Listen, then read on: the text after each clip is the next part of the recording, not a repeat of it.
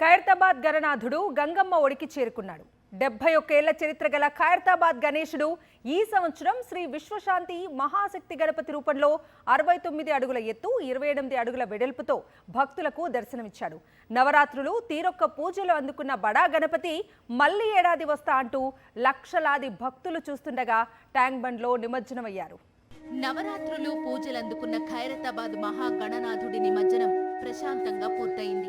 4 గంటల శోభాయాత్ర అనంతరం ఖైరతాబాద్ మహాగణపతిని ఉత్సవ కమిటీ నిమజ్జనం చేశారు. 70 అడుగుల భారీ క్రేన్ సాయంతో భక్తుల నినాదాల మధ్య బడా గణేష్ను గంగమ్మ ఒడికి చేర్చారు.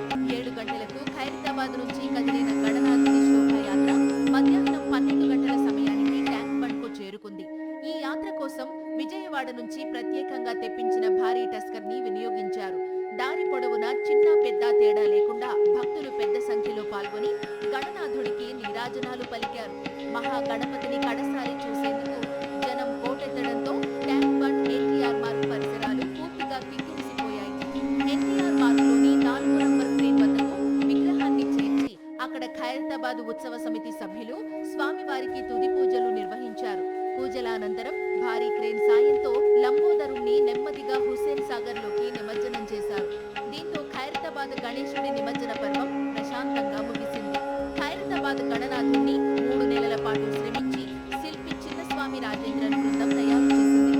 గతంలో ఎన్నడూ లేని విధంగా ఈ ఏడాది ఖైరతాబాద్ గణేశుని వద్ద కూడా ఆగమన యాత్ర నిర్వహించారు. 9 రోజుల పాటు ఘన పూజలందుకున్న దేవతామూర్తులు అంతే ఘనంగా నిమజ్జనమయ్యారు.